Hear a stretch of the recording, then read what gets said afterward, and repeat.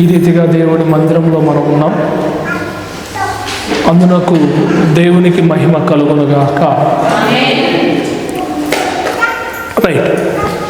దేవుని లేఖన భాగాన్ని మనం కొద్ది సమయం ధ్యానిద్దాం. తదుపరి ప్రార్థనతో మనం ముందుకు వెళ్దాం.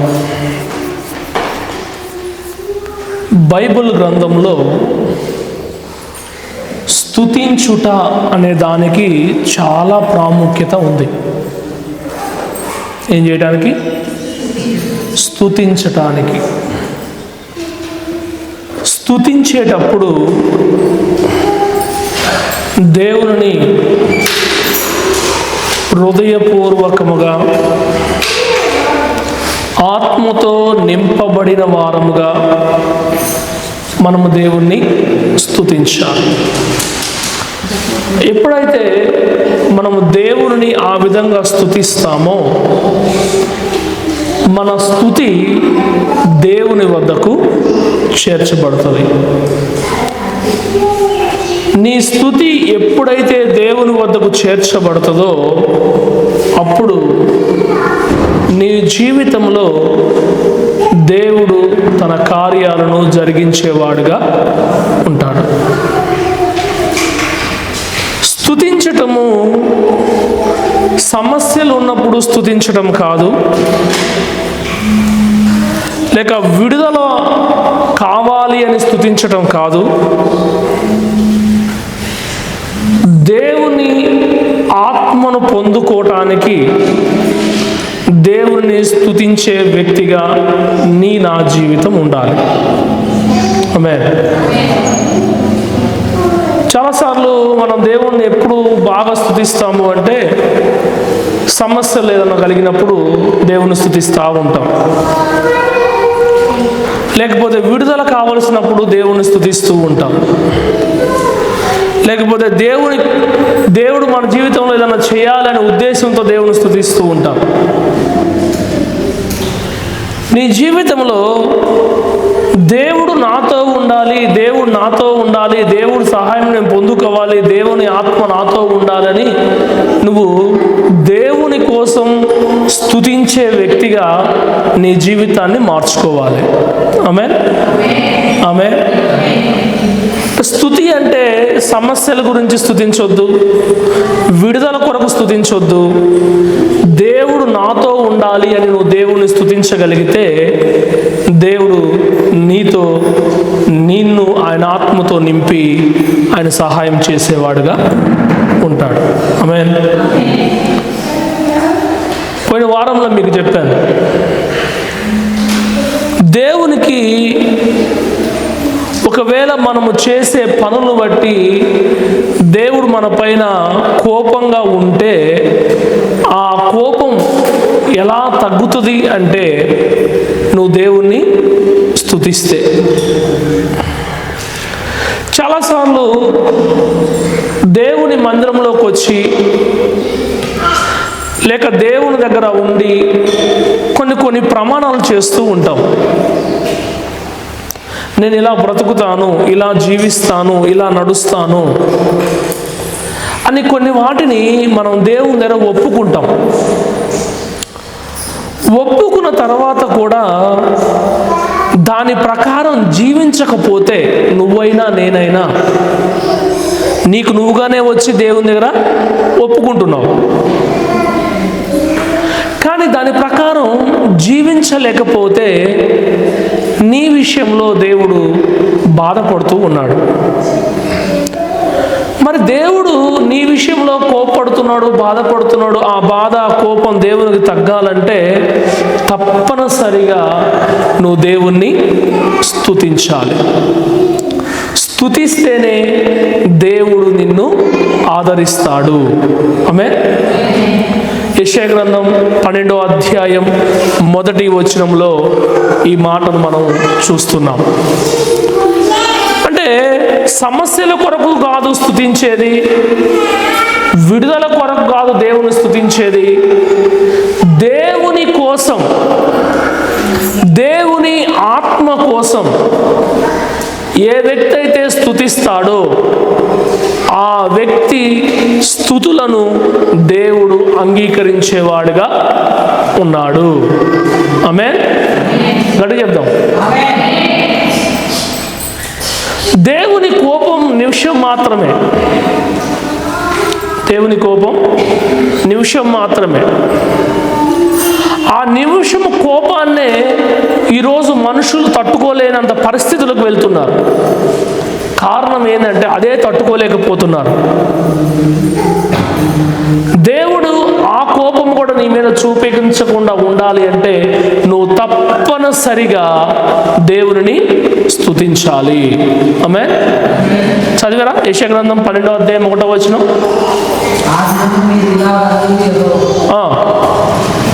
చదవండి.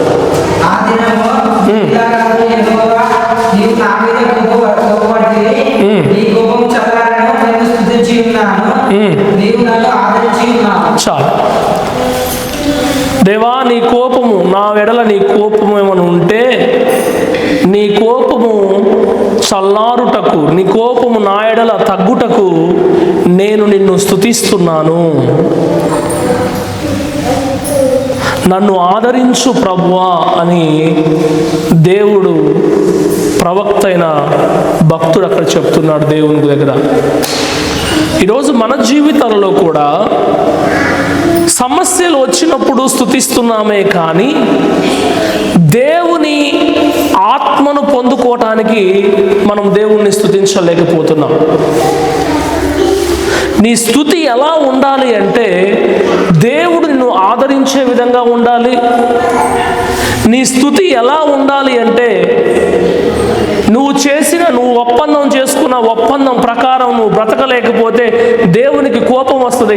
ఆ కోపం తగ్గటానికైనా సరే తప్పకుండా నువ్వు స్తుతి చెల్లించే వ్యక్తిగా ఉండాలి. అలా ఉన్నప్పుడే దేవుడు నీ జీవితంలో నువ్వు చేసే స్తుతిని దేవుడు అంగీకరిస్తాడు. ఆమేన్. కనుక స్తుతి అనేది ప్రతి మనిషి జీవితంలో చాలా చాలా ప్రాముఖ్యమైనది. చూడండి, కీర్తనకారుడు చెప్తున్నాడు 30వ కీర్తన 5వ వచనం చూడండి ఒకసారి. 30వ కీర్తన 5వ వచనం. ఆయన కోపము నిమిషము మాత్రమే ఉండును, దయ ఆయుష్కాలమంతయు నిలుచును.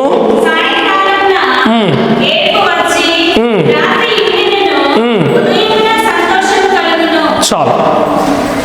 నువ్వు దేవుడిని స్తుతించే వ్యక్తిగా ఉంటే, దేవుడిని స్తుతించే వ్యక్తిగా నీ జీవితంలో పరిపూర్ణత కలిగి నువ్వు ఉండగలిగితే దేవుడు అంటాడు ఆయన కోపము నిమిషము మాత్రమే. ఆయన కోపం నిమిషం, ఆ నిమిషమే తట్టుకోలేం. నిమిషం ఎంతసేపట్లో అయిపోయింది? ఒక నిమిషానికి ఎన్ని సెకండ్లు? 60 సెకండ్లు. ఎంత స్పీడ్గా అయిపోతుంది అది ఒక నిమిషం. ఆ నిమిషము కోపమే దేవుని కోపం మనం తట్టుకోలేకపోతున్నాం. ఆ కోపం కూడా దేవుడు మన మీద పడకుండా ఉండాలంటే ఆయన ఆదరణ ఆయుష్కాలము మనతో ఉండాలి అంటే తప్పనిసరిగా నీవు దేవుని స్తుతించే వ్యక్తిగా మారునుగాక. దేవుని నిమిషం కోపం తగ్గాలన్నా, నీ ఆయుష్కాలం అంతా దేవుడు నిన్ను ఆదరించాలన్నా తప్పకుండా నువ్వు స్తుతి చెల్లించే వ్యక్తిగా మారాలి. ఎప్పుడు స్తుతి చెల్లించవచ్చు? ఎక్కడ స్తుతి చెల్లించవచ్చు? ఒక దేవుని మందిరానికి వచ్చినప్పుడే స్తుతి చెల్లించాలా, లేదా ఇంటి దగ్గర స్తుతి చెల్లించాలా? మరి ఎక్కడ చేయగలుగుతా నేను స్తుతి అని అంటే, ఎక్కడ ఉన్నను సరే తప్పనిసరిగా దేవునికి స్తుతి చెల్లించే వ్యక్తిగా ఉండాలి. అలా ఉన్నప్పుడే నీ జీవితంలో దేవుడు మీ ఆయుష్కాలం అంతా దేవుడు మిమ్మల్ని ఆదరించేవాడుగా ఉంటాడు. అంటే దేవుని ఆదరణ ఈరోజు చాలామంది పొందుకోలేకపోతున్నారు. కారణం ఏంటి అంటే ఆ మనిషి, ఆ వ్యక్తి దేవుణ్ణి సరిగ్గా స్తుతించలేకపోతున్నాడు.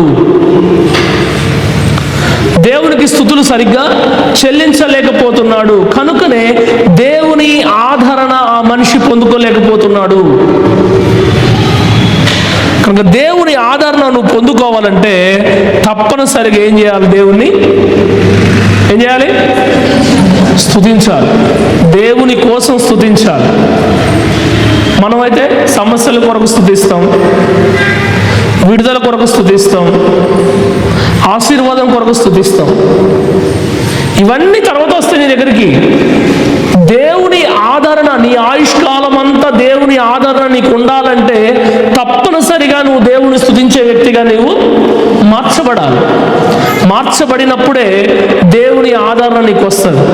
అందుకే నేను చాలాసార్లు చెప్తుంటా, దేవుని మందిరంలోకి వచ్చి నేను ఇలా ఉంటాను అని నీ వ్యక్తిగతంగా అయినా కావచ్చు, లేకపోతే సేవకుడితోనైనా సేవకురాలతోటైనా నువ్వు ఒప్పందం చేసుకున్నప్పుడు దాని ప్రకారమే ఖచ్చితంగా నువ్వు బ్రతకాలి.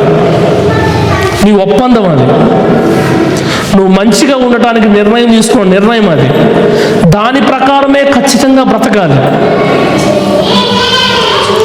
దాని ప్రకారం మనం బ్రతకనప్పుడు, దాని ప్రకారం మనం ఉండనప్పుడు దేవుని కోపం మన మీదకి వస్తుంది. రేపు నువ్వు వచ్చినప్పుడు నేను ఇలా ఉండాలి నువ్వు అంటే అలా ఉంటాను నేను అని దేవుని మందిరంలో మనం చెప్పినప్పుడు అలా ఉండాలి. అలా ఉండకపోతే దేవునికి కోపం వస్తుంది. అలా జీవించకపోతే దేవుని కోపం వస్తుంది. అలా బ్రతకకపోతే దేవుని కోపం వస్తుంది. అలా ప్రార్థన చేయకపోతే దేవుని కోపం వస్తుంది. దేవుని ఆరాధించకపోతే దేవుని కోపం వస్తుంది. మనం దేవుని మందిరంలో నేను ఇలా ఉంటా, నేను ఇలా జీవిస్తా అని ఎప్పుడైతే నువ్వు చెప్తావో, చెప్పిన దాని ప్రకారం నువ్వు ఉండకపోతే దేవుని కోపం వస్తుంది. దేవుని ఆదరణ నీ ఆయుష్కాలం వరకు కూడా నీతో ఉండదు. దేవుని ఆదరణ నీకు ఉండాలి అంటే అటు చెప్తున్నాడు స్పష్టంగా చూడండి. ఆయన కోపము నిమిషం మాత్రమే ఉండును, ఆయన దయ ఆయుష్కాలం అంతయు నిలుచును. దేవుని దయ ఆయుష్కాలం అంతా నిలిచి ఉండాలి. నీ ఆయుష్కాలం అంతా దేవుని దయ నిలిచి ఉండటానికి తప్పనిసరిగా నువ్వు దేవుని దగ్గర ఏదైతే చెప్పావో, మాట్లాడావో, నిర్ణయం తీసుకున్నావో దాని ప్రకారం బ్రతుకు దేవుని కొరకు నువ్వు స్తుతించగలిగితే నీ ఆయుష్కాలం అంతా కూడా దేవుడు తన దయను నీకు అనుగ్రహించేవాడుగా ఉన్నాడు. ఆమేన్, ఆమేన్. స్తుతించడం ద్వారా ఎంత పెద్ద సమస్య అయినా సరే దేవుడు దాన్ని అరికడతాడు. నువ్వు దేవుని కొరకు స్తుతిస్తే, దేవుని ఆత్మ కొరకు నువ్వు స్తుతిస్తే, ఆ స్తుతి ద్వారా దేవుని నువ్వు ఆత్మను పొందుకోగలిగి దేవుని స్తుతించగలిగిన వ్యక్తిగా నువ్వు ఉన్నప్పుడు అది ఎలాంటి సమస్య అయినా కావచ్చు, ఆ సమస్యనంతటిని దేవుడు నీకు మేలుకరముగా ఉంచబోతాడు. ఆమేన్. మన శత్రువు మన మీదకి వస్తున్నాడు, మనం ఎదిరించలేము. అదొక సమస్య. ఆ సమస్య మన జీవితంలో నుంచి పోవాలి అంటే తప్పనిసరిగా నువ్వు దేవుని కొరకు స్తుతించాలి. అప్పుడే శత్రువు ఆటంకాలన్నీ దూరం అయిపోతూ ఉంటాయి. హల్లెలూయా.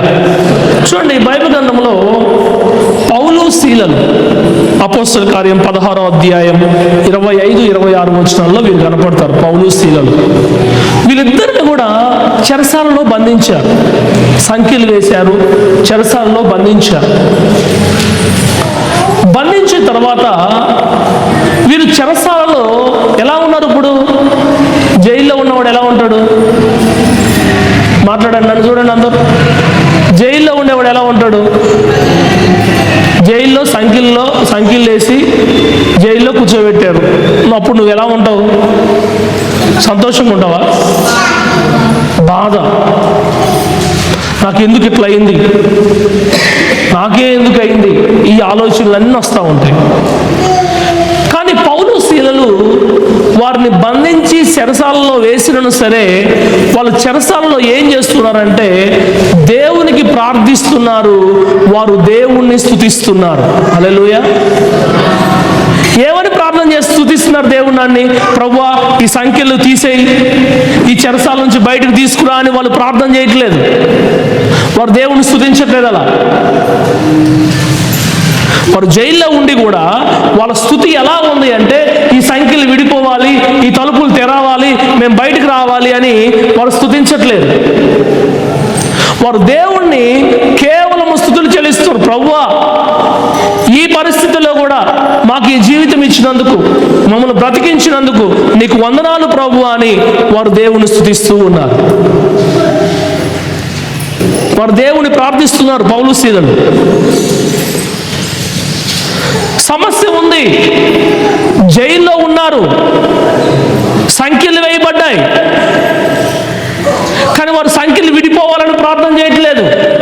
మేము జైల్లో నుంచి బయటకు తీసుకువెళ్ళే వారిని మా దగ్గర తీసుకురా ప్రభువా, మమ్మల్ని బయటకు తీసుకెళ్ళి ప్రభు అని ప్రార్థన చేయట్లేదు. మమ్మల్ని బ్రతికించినందుకు వందనాలు ప్రభు అని దేవునికి వందనాలు చెప్తున్నారు వాళ్ళిద్దరు కూడా. వారు దేవుణ్ణి స్తుతిస్తుండగా దేవుడు అక్కడ ఎంత గొప్ప కార్యం చేశాడంటే వారి సంఖ్యలు విడిపోయాయి, వారు ఉన్న జైల్లో ఉన్న తలుపులన్నీ తెరవబడ్డాయి. ఆమేన్.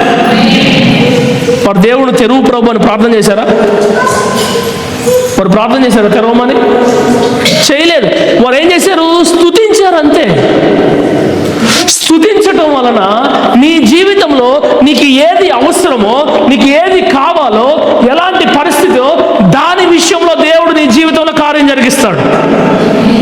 ఏం చేయటం వల్ల? స్తుతించు. దేవుని కొరకు స్తుతించు. నీ సమస్యల కొరకు కాదు, నీ విడుదల కొరకు కాదు, దేవుని కొరకు నువ్వు స్తుతిస్తే, పౌలు శీలలు జైల్లో కూర్చుని స్తుతిస్తున్నారు, ప్రార్థిస్తున్నారు, స్తుతిస్తున్నారు. వారు చేసిన పని అదే.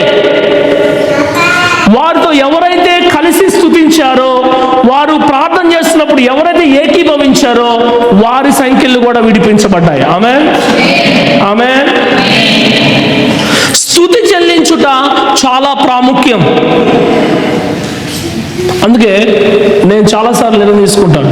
దేవుని మందిరంలోకి వచ్చి కొద్దిసేపు నేను కూర్చున్నప్పుడు లేదా ఆలోచిస్తున్నప్పుడు, ప్రభువా నేను మీ దగ్గర ఒప్పందం చేసుకున్నది ఏదైనా చేయలేకపోతున్నానా, ఎవరికైనా చెప్పింది ఇలా జీవిస్తానని చెప్పి నేను జీవించలేకపోతున్నానా ప్రభు, ఒకవేళ అలా నా జీవితంలో ఉంటే నేను సరి చేసుకోవాలి ప్రభు అని ప్రతిరోజు దేవుని అడుగుతూ ఉంటా. దేవుని మందిరంలోకి వచ్చినప్పుడు కూడా మొదటిగా నేను ప్రార్థన చేసుకునేది అదే. ఇలా బ్రతుకుతాం, ఇలా ఉంటాం అని చెప్పి అలా ఉండకపోతే దేవుని దృష్టిలో దేవునికి నా మీద కోపం వస్తుంది, నీ మీద కూడా కోపం వస్తుంది. అందుకే దేవుని మందిరంలో మనం ఏది చెప్తామో, ఏది చేస్తానని మనం నిర్ణయం తీసుకుంటామో దానిని తప్పకుండా చేస్తేనే దేవుని దయ నీ ఆయుష్కాలం అంతా నీతో ఉంటుంది. ఆమేన్. పౌలు శీలలు శ్రమలో నుండి బయటకు తీసుకురా ప్రభువా, ఈ చెరసాలలో నుంచి బయటకు తీసుకురా అని వారు స్తుతించలేదు, దేవునికి స్తుతులు చెల్లించారు అంతే. సంతోషంగా పాటలు పాడుతున్నారు. బాధలో ఉన్నవాడు పాటలు పాడతాడా? సంతోషంగా ఉన్నవాడు పాటలు పాడతాడా? సంతోషంగా ఉన్నప్పుడు మనకు వచ్చే పాటలు ఏంటి? మనం సంతోషంగా ఉన్నాం అనుకో, మనకు ఎలాంటి పాటలు వస్తాయి?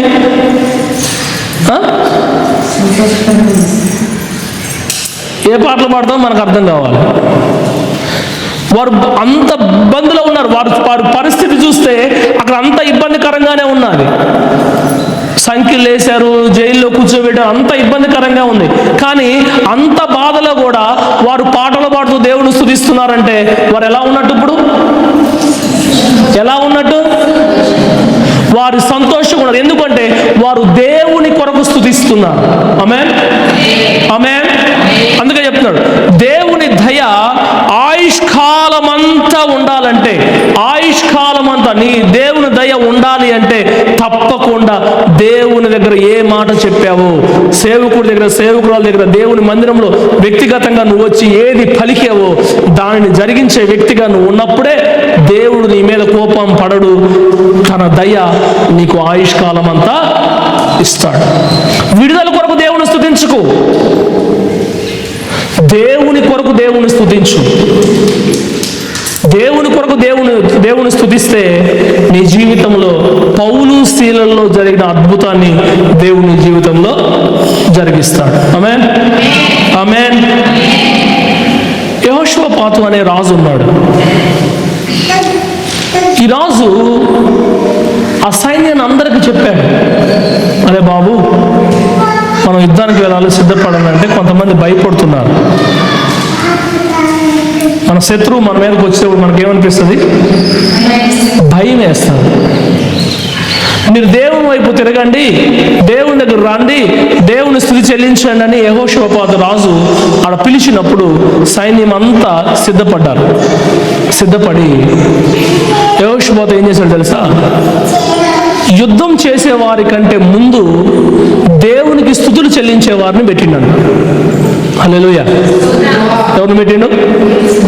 చెప్పాలి. 2వ దినవృత్తాంతాలు 20వ అధ్యాయము 21, 22 వచనాల్లో నేను చెప్తున్న మాటలు మీకు కనపడతాయి. యుద్ధం చేసే వాళ్ళు ముందుండాలా, స్తుతించే వాళ్ళు ముందుండాలా? యుద్ధం చేసేవాడు మన ముందు వస్తున్నాడు, శత్రువు మనం పైకి వస్తున్నాడు కత్తి తీసుకుని. ఇప్పుడు మనం కూడా ఏం తీసుకుని ఉండాలి? ఆ కత్తి తీసుకొచ్చేవాడు మనం ఆపాలంటే మనం కూడా కత్తి తీసుకున్న వాడినే ముందు ఉంచాలి. కానీ యెహోషాపాతు ఏం చేశాడు తెలుసా?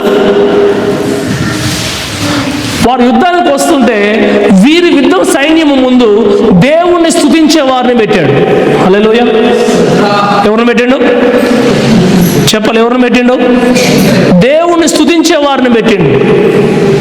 వీరు సైన్యానికి ముందు దేవుని స్తుతిస్తుండగా అక్కడ ఎంత గొప్ప కార్యం జరిగిందంటే ఆ శత్రువులు వారిని వారే పొడుచుకుని చచ్చిపోయిన వాళ్ళు ఉన్నారు అక్కడ. ఏం చేస్తే స్తుతించడం ద్వారా దేవుడు అంత కార్యము జరిగిస్తున్నాడు. యుద్ధము యెహోవాదే అంటున్నాం. నా పక్షంగా యుద్ధము చేయగలిగిన వాడు నా దేవుడే అంటున్నాం. దేవుడు నీ పక్షంగా యుద్ధము చేయాలి అంటే తప్పనిసరిగా నువ్వు దేవుడిని స్తుతించే వ్యక్తిగా నీ జీవితము మారాలి. స్తుతించగలిగితేనే నీ పక్షంగా దేవుడు యుద్ధం చేస్తాడు. స్తుతించగలిగితేనే నీ పక్షంగా దేవుడు యుద్ధం చేస్తాడు. స్తుతించకపోతే నీ పక్షంగా దేవుడు యుద్ధం చేయడు. యెహోషాపాతు దేవునికి అప్పగించుకున్నాడు, యుద్ధానికి వెళ్ళమని చెప్పాడు. అది పెద్ద సైన్యమే ముందొచ్చేది. కానీ ఈ సైన్యం ముందు దేవుని స్తుతిస్తున్నారు. దేవుణ్ణి స్తుతిస్తూ ఉంటే అక్కడ దేవుడు ఉంటాడు. అక్కడ దేవుడు తక్కువ ఉన్న సైన్యానికైనా వారందరికీ కూడా దేవుడు విజయాన్ని కలగజేశాడు. ఆమేన్, ఆమేన్. ఏం చేయటం వలన? పౌలు శీలలు సంఖ్యలు విడిపోయినంటే ఏం చేయటం వల్ల విడిపోయాయి?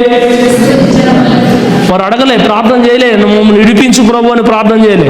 స్తుతించడము ద్వారా వారి సంఖ్యలు ఊడిపోయాయి.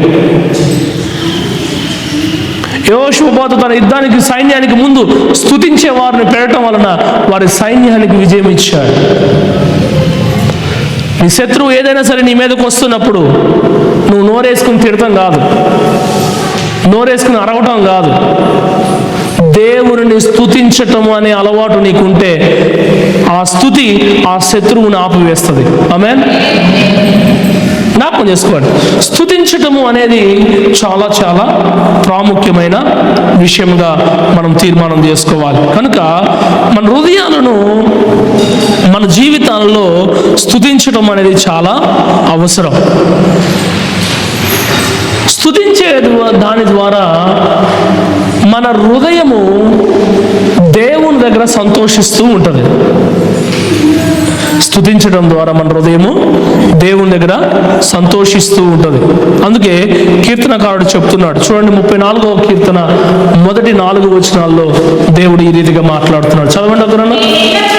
నేను ఎల్లప్పుడూ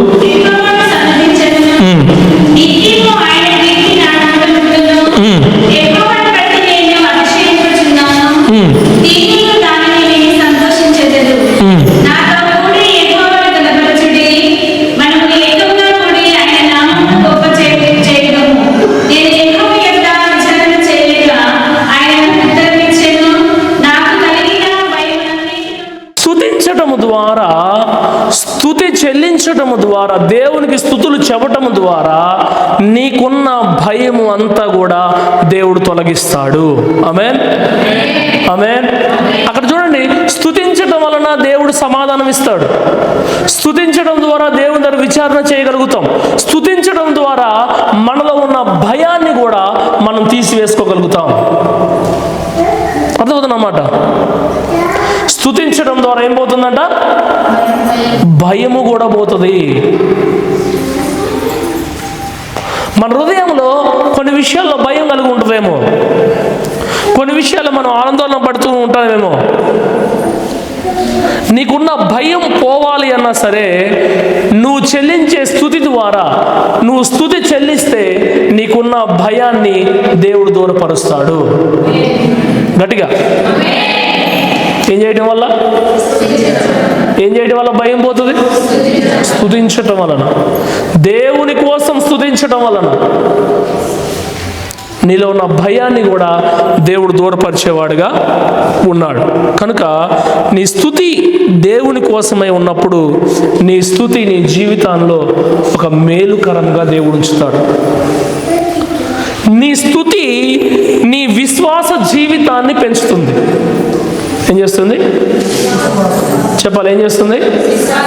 విశ్వాస జీవితాన్ని పెంచుతుంది. హెబ్రీ పత్రిక 13వ అధ్యాయము 15వ వచనంలో నేను చెప్తున్న మాట కనపడుతుంది. నువ్వు స్తుతి ఎంతగా చెల్లిస్తావో దేవునికి, నీ స్తుతి ఎంతగా దేవునికి చెప్తావో, ఆ స్తుతి నీ విశ్వాస జీవితాన్ని పెంచే విధముగా ఆ స్తుతి నీకు ఆధారపడుతుంది. నీ విశ్వాస జీవితంలో నువ్వు పెరగటానికి, నీ విశ్వాస జీవితంలో నువ్వు స్థిరపరచబడటానికి నువ్వు చెల్లించే స్తుతి నీకు చాలా ప్రాముఖ్యమైనదిగా ఉంటుంది. ఆమేన్, ఆమేన్. జ్ఞాపకం చేసుకోవాలి ప్రియ దేవుని బిడ్డలారా, స్తుతి చెల్లించడం ద్వారా మన జీవితాలలో ఏ విధమైనవి మనం పొందుకోగలుగుతామో ఈరోజు మనం తెలుసుకుంటున్నాం. స్తుతి చెల్లించడం అంత ప్రాముఖ్యమైనది ఎందుకో మనం తెలుసుకుంటున్నాం. ఎందుకు సంఘాలలో స్తుతి ఆరాధన జరుగుతుంది అంటే, ఇగో ఇవన్నీ దేవుడు జరిగిస్తున్నాడు కనుకనే సంఘాలలో స్తుతి ఆరాధన జరుగుతుంది. ఆ స్తుతి ఆరాధన మనం చేయటానికి దేవుడు మనందరినీ భూమి మీద ఏర్పాటు చేసుకున్నాడు. స్తుతించుట చాలా చాలా ప్రాముఖ్యమైనది. స్తుతిస్తే నీవు చేసిన తప్పులు దేవుడు క్షమించి ఆయన దయని ఆయుష్కాలం ఇస్తాడు, మళ్ళీ తప్పు చేయకుండా. ఒకటి గుర్తుపెట్టుకోండి, ఇక్కడికి వచ్చి లేక ఈ బైబిల్ మనం చేత పట్టుకుని నేను ఇలా ఉంటా అని నువ్వు మాట్లాడితే నువ్వు అలాగే ఉండాలి. దేవుని మందిరంలోకి వచ్చి నేను ఇలా ఉంటా అని మనం వీడు ఒప్పుకుంటే అది దేవుని దగ్గర ఒప్పుకున్నట్టు. అలాగే మన జీవితం ఉండాలి. నేను ఇలా చేస్తా అని సేవకుడికో సేవకురాలకో చెప్తే అది చేసే విధంగానే మన జీవితాలు మారాలి. ఎందుకు తెలుసా? అలా ఉన్నప్పుడే దేవుడు మన మీద ఏమైనా కోపంగా ఉంటే, మనం చెప్పిన పని చేస్తూ ఉంటే కోపం రాకుండా ఉంటుంది. కోపపడడు, నిమిషము కోపపడే కోపమే మనం తట్టుకోలేము. ఆ నిమిషము కోపం కూడా రాకుండా నీ ఆయుష్కాలం అంతా దేవుడు తన దయను నీకు ఇవ్వాలంటే తప్పనిసరిగా నువ్వు దేవుణ్ణి స్తుతించాలి. మనం చాలాసార్లు మనం చేసే పొరపాటు ఏమిటి అంటే, దేవుని దగ్గర ఒప్పుకుంటాం, దేవుని గుళ్ళోకి వచ్చి ఇలా ఉంటా అలా ఉంటా అని చెప్తాం, కానీ దానిని చేయకపోవటం ఎవరి కోపం వస్తుంది? ఎవరి కోపం వస్తుంది? ఇప్పుడు మీ పిల్లలు చెప్పిన పని చేయకపోతే మీకేమొస్తుంది? ఇప్పుడు మనం దేవుని పిల్లలు, దేవుని దగ్గర మనం చెప్పినాం, ఆ పని చేయకపోతే ఎవరి కోపం వస్తుంది? హల్లెలూయా. ఇక నుంచి నేను చర్చిలో ఉంటా అని అనుకుంటాం, ఉండలేము. అమ్మ నువ్వు చెప్పినట్టు నేను బ్రతుకుతా అంటాం, బ్రతకలేము. ఇగో ఈ పని నువ్వు చెయ్యి అంటే చేస్తాను అని అంటాం, కానీ చేయలేము. ఇవన్నీ జరగటం వలన నువ్వు స్తుతించలేవు. చెప్పిన పని చేసినవాడు స్తుతిస్తాడు, చెప్పని పని చేయని వాళ్ళు స్తుతించలేము. ఎవరైనా, నేనైనా సరే. అప్పుడు దేవునికి ఏమొస్తుందంట? కోపం వస్తుంది. ఆ కోపం రాకుండా ఉండటానికి నువ్వు ఏదైతే చెప్పావో దానిని చేస్తూ దేవుని స్తుతించే వ్యక్తిగా నువ్వు ఉంటే తప్పక దేవుని ఆదరణ నీ జీవితంలో దేవుడు అనుగ్రహిస్తాడు. ఆమేన్, ఆమేన్, ఆమేన్, ఆమేన్. దేవుని కొరకు చచ్చినోడు కూడా దేవుడి దృష్టిలో మేలు చేసినాడు. దేవుని కొరకు హతసాక్షులైన వారు అందరూ కూడా ఈ బైబిల్ గ్రంథంలో సాక్షులుగా నిలబడుతున్నారు. ఇప్పుడు కారణం ఏంది? వారందరూ దేవుని కొరకు స్తుతించారు, వారందరూ దేవుని కొరకు సాక్షులుగా ఉన్నారు. కానీ మనం ఉండలేకపోతున్నాం, మనం జీవించలేకపోతున్నాం. అలా ఒప్పుకుంటున్నాం, ఉంటానంటున్నాం, కానీ ఉండలేకపోతున్నాం. బ్రతుకుతాను అంటున్నాం, చేస్తాను అంటాం, చేయలేము. అలా చేయటం వలన, అలా ఉండటం వలన నీ పైన దేవుని కోపం రాబోతుంది. కనుక నువ్వు చేస్తానన్నది చేయి, ఉంటానన్న విధంగా బ్రతుకు. దేవుని కోపం నీ మీదకు రాకుండా నువ్వు దేవుని స్తుతించగలుగుతావు. అప్పుడు దేవుని దయ నీ ఆయుష్కాలం అంతా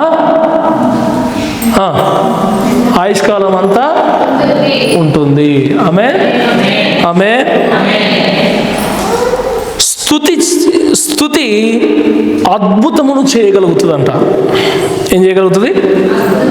నువ్వు స్తుతించగలిగితే ఆ స్తుతి నీ జీవితంలో అద్భుతము చేయగలుగుతుంది. నువ్వు స్తుతించగలిగితే నీ హృదయం మార్చబడుతుంది. నువ్వు స్తుతించగలిగితే నీ పరిస్థితులన్నీ అనుకూలపరచబడతాయి. అర్థమవుతుందన్నమాట. స్తుతి చేస్తూ ఉంటే, దేవుని కొరకు నువ్వు స్తుతి చెల్లిస్తూ ఉంటే, నువ్వు చేసే స్తుతి ద్వారా నువ్వు అద్భుతాలు చూడగలుగుతావు. స్తుతి చెల్లించడం ద్వారా నీ హృదయం మార్చబడుతుంది. స్తుతి చెల్లించడం ద్వారా నీ పరిస్థితులన్నీ సరిచేయబడతాయి. హల్లెలూయా. అందుకే మనం దేవుని సన్నిధిలో స్తుతి చెల్లించుట అనేది చాలా చాలా ప్రాముఖ్యమైనది. చాలా చాలా ప్రాముఖ్యమైనది. స్తుతి చెప్పటం చాలా మేలుకరమైనది. ఆ స్తుతి చెప్పే వ్యక్తిగా నీ జీవితము ఈ రోజు నుంచి మార్చబడాలి. ఆమేన్, ఆమేన్. దేవుని కోపం నీ మీదకి రాకుండా నిన్ను నువ్వు జాగ్రత్త పరచుకోవాలి. దేవుని దయ ఆయుష్కాలం అంతా నీతో ఉండే విధంగా నిన్ను నువ్వు సిద్ధపరచుకోవాలి. తల్లిదండ్రులు చెప్పిన మాట వినకపోతే పిల్లల మీద ఎలా కోపడతారో, మనందరం దేవుని పిల్లలం. దేవుని దగ్గరకు వచ్చి, దేవుని మందిరంలోకి వచ్చి మనం చెప్పింది చేయకపోతే దేవుడు మన మీద ఏం చేస్తాడు? చెప్పాలి, ఏం చేస్తాడు? కోపడతాడు, కోపం చేస్తాడు. మరి దేవుని కోపం తట్టుకోగలుగుతావా? నేను దేవుని కోపం తట్టుకుంటా అనుకున్నాను. నువ్వు దేవుని మందిరంలో చెప్పింది చేయకుండా బ్రతుకు. లేదు, నేను తట్టుకోలేని దేవుని కోపం, నిమిషం మాత్రం నేను తట్టుకోలేని దేవుని కోపం అని నువ్వు అనుకుంటే, దేవుని మందిరంలో దేవుని దగ్గర నువ్వేదైతే చెప్పావో దానిని చేసే వ్యక్తిగా నీ జీవితాన్ని మార్చుకో. ఆమేన్. శ్రమ ఉన్నా దేవుని స్తుతించు, బాధ కలుగుతున్నా దేవుని స్తుతించు. నీ శత్రువు నీ మీదకు వస్తున్నా నువ్వు దేవుని స్తుతించు. నీకున్న భయం పోవాలన్నా నువ్వు దేవుని స్తుతించు. నీ విశ్వాస జీవితం ఇంకా స్థిరపరచబడాలన్నా నువ్వు దేవుని స్తుతించు. ఆమేన్. అర్థమవుతుంది నా మాటలు? హల్లెలూయా. దేవుని స్తుతించాలి. స్తుతించినప్పుడే ఇవన్నీ మన జీవితంలో దేవుడు జరిగిస్తాడు. కనుక నిర్ణయించుకో, దేవుని కోపం నా మీద రావద్దు అని నిర్ణయించుకో. నేను దేవుని మందిరంలో ఏదైతే ఒప్పందం తీసుకున్నానో దాని కొరకు నేను బ్రతుకుతాను, దాన్ని నేను చేస్తాను, దాని ప్రకారం నేను జీవిస్తాను అని నిర్ణయించుకో. దేవుణ్ణి స్తుతించే వ్యక్తిగా నువ్వు మారు. అప్పుడు దేవుని కోపం తగ్గి దేవుని దయ నీ ఆయుష్కాలం అంతా దేవునికి ఇచ్చి నిన్ను కాపాడుతున్నాడు. ఆ కృప త్రియేక దేవుడు మనందరూ కలగచేయునుగాక. మొకరిద్దాం, ప్రార్థన చేసుకుందాం. మొకరిద్దాం, ప్రార్థన చేద్దాం. నిజంగా అందరం ప్రార్థన చేద్దామా? ప్రభువా, నేను స్తుతించగలుగుతున్నానా? నేను స్తుతించగలుగుతున్నానా నిన్ను? ప్రభువా, ఏంది ప్రభువా నా పరిస్థితి? ప్రార్థన చేద్దామా? ఒకసారి ముగింపులోకి మనం ఉన్నాం. నీ జీవితంలో అద్భుతములు జరగాలన్నా దేవుని స్తుతించాలి. నీ హృదయం మార్చబడాలన్నా నువ్వు దేవుని స్తుతించాలి. నీ పరిస్థితులన్నీ అనుకూలపరచబడాలన్నా నువ్వు దేవుణ్ణి స్తుతించాలి.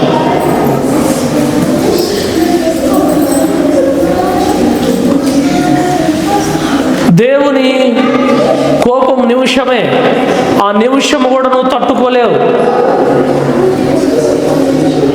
ఆ నిమిషము కోపం నీ మీదకు రాకుండా ఉండాలంటే దేవుని మందిరంలో ఏది చేస్తానన్నావో, ఎలా ఉంటానన్నావో, ఒకవేళ సేవకుడి దగ్గర చెప్పావో, సేవకురాల దగ్గర చెప్పావో నేను ఇలా ఉంటాను అని, అలా ఉండే విధముగా నీ జీవితంలో ఇప్పుడు మార్పు రావాలి. అప్పుడే దేవుని కోపం నీ మీదకు రాకుండా ఉంటుంది. నీ ఆయుష్కాలం అంతా దేవుని దయను పొందుకుంటావు. శ్రమలు ఉన్నాయి, బాధ ఉంది, అయినా సరే అప్పుడే దేవుని నువ్వు స్తుతించు. నీకున్న ఆ శ్రమలు, ఆ సంఖ్యలు, ఆ ఇబ్బందులన్నీ నువ్వు చెల్లించే స్తుతి ద్వారా దేవుడు వాటన్నిటిని దూరపరిచేవాడుగా ఉన్నాడు. నీ శత్రువు నీకు ముందుగా వస్తున్నాడు. ఆ శత్రువు నీకు ముందుగా వస్తున్న ఆ శత్రువు నువ్వు ఎదిరించలేవు. కానీ నువ్వు చెల్లించే స్తుతులు ఏం చేస్తాయో తెలుసా? నీ శత్రువుని ఎదిరిస్తుంది. నీ శత్రువుని ఎదిరిస్తుంది నీ స్తుతి. కనుక ప్రార్థన చేస్తావా? ఇంకా ప్రార్థన చేస్తావా? దేవుని స్తుతిస్తావా? నీ స్తుతి శత్రువులను సైతం ఎదిరించే విధంగా ఉంటుంది. నీ స్తుతి నీ పైకి వస్తున్న శత్రువులు ఎవరైతే ఉన్నారో వారందరినీ నీ పైకి రాకుండా ఆపివేస్తుంది. అంతేకాదు నీ స్తుతి నీ భయాన్ని దూరం చేస్తుంది. నీ స్తుతి నీ విశ్వాసాన్ని నిలబెడుతుంది. సమస్యల కొరకు స్తుతించుకో, విడుదల కొరకు స్తుతించుకో, దేవుని కొరకు స్తుతించు. దేవుని కొరకు స్తుతిస్తే సమస్యలు పోతాయి. నువ్వు స్తుతించే స్తుతి చాలా జాగ్రత్తగా వహించేదిగా ఉండాలి. నువ్వు స్తుతించే స్తుతి చాలా దేవుని దగ్గర యథార్థతగా ఉండే విధంగా ఉండాలి. కనుక ఏది చెప్పావో, ఎలా ఉంటానన్నావో, నేను మళ్ళీ వచ్చినప్పుడు నేను ఇలా ఉంటాను అని నువ్వు చెప్పావు దేవుని దగ్గర. నువ్వు దేవుని దగ్గరకు వచ్చావు, అలా ఉండాలి, అలా బ్రతకాలి. ఆ జీవితమే ఈరోజు స్తుతించడం ద్వారా దేవుడిస్తాడు. నువ్వు బ్రతికినంత కాలం దేవుని దయ నీకు రావాలంటే తప్పనిసరిగా దేవుణ్ణి స్తుతించే వ్యక్తిగా నువ్వు ఉండాలి. ప్రార్థన చేసుకుందాం. కృపగల తండ్రి, మహోన్నతుడా నీ నామానికి స్తోత్రాలు, వందనాలు చెల్లిస్తున్నాం. స్తుతిస్తే ఏ విధమైన పరిస్థితులు నుండైనా సరే విడుదల కలుగుతుంది అనే విషయాలను మేము తెలుసుకున్నాం. స్తుతించడం ఎంత ప్రాముఖ్యమో మేము తెలుసుకున్నాం. స్తుతించడం ఎంత మేలుకరమో మేము తెలుసుకున్నాం. స్తుతిస్తే శ్రమలు సంఖ్యలు విడిపోతాయి. స్తుతిస్తే శత్రువులు ఆగిపోతారు. స్తుతిస్తే భయం పోతుంది. స్తుతిస్తే నా విశ్వాసం స్థిరంగా నిలబడుతుంది. ప్రభువా, నేను స్తుతించి ఈ రీతిగా ఉండే కృపను తండ్రి మా అందరికీ దయచేయండి. ఒక సహాయం చేయండి. నువ్వు మా మీద ఏ విషయాల్లో కోప్పడతావంటే, నీ మందిరంలో మేము చేస్తానన్న పని నేను ఇలా ఉంటాను అని నిర్ణయించుకున్న తర్వాత ఉండలేకపోతే మా మీద కోప్పడతావు. నీ కోపం నిమిషం మాత్రమే. ఆ నిమిషం మాత్రం కోపను కూడా మేము తట్టుకోలేము ప్రభువా. కనుక నేను ఎలా ఉంటానని చెప్పానో, ఎలా జీవిస్తానని చెప్పానో అలా జీవించే కృప యేసయ్య పేరిట తండ్రి మాకు దయచేయండి. మేము ఆ రీతిగా ఉండే కృపను దయచేయమని, నీ సహాయము దయచేయమని, ఈ వాక్య ప్రకారం మమ్మల్ని అందరిని ఉంచమని తండ్రి, కుమార, పరిశుద్ధాత్మ పేరిట ప్రార్థిస్తున్నాం తండ్రి. ఆమేన్. ఆమేన్. దేవుని దేవుని సమాధానం ఉండునుగాక.